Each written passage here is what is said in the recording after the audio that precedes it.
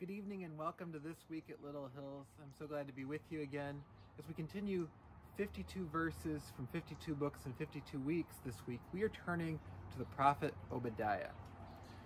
We don't spend a lot of time in this book, and part of it's because it's incredibly short, but it's also primarily one prophecy of judgment against the enemies of God's people.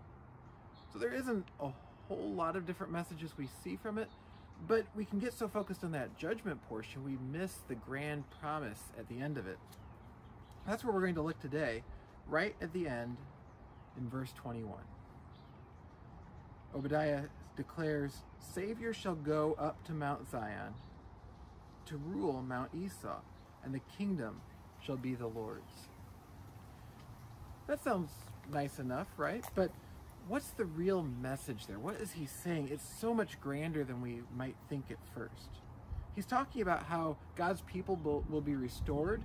Those who opposed Israel from Edom, which is what Esau is referring to there, and other nations will give back the land to Israel.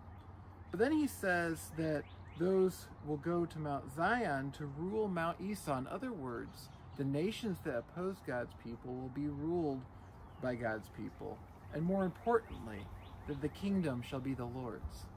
What we see there is the grand promise, not just of the restoration of God's people, that they have hope after they've been exiled to Babylon, but that all of God's people someday will come into a kingdom that spans the earth, that all the nations are ruled ultimately by the Lord.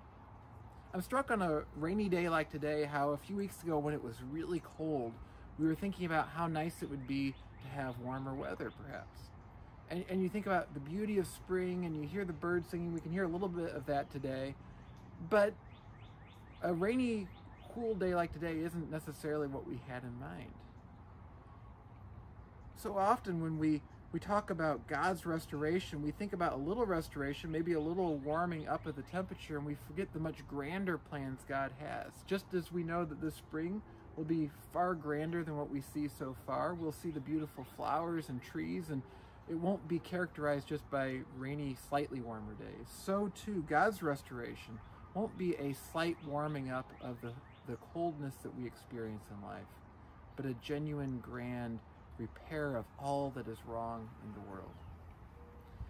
That is the joy that we find in Obadiah. I hope you'll join me tomorrow night as we continue our series 6 Poisons, as we consider what God calls us to while we await restoration, while we await his coming, as we prepare and declare the good news of what the Lord is going to do and has done. So that'll be at 7 p.m. tomorrow night. I hope to see you for that. Also, if there's any way I can be praying for you this week, please feel free to leave a prayer request in the comments below or send me an email at the email address on screen. I would love to hear from you. I hope you have a wonderful and blessed week, and I look forward to seeing you later this week.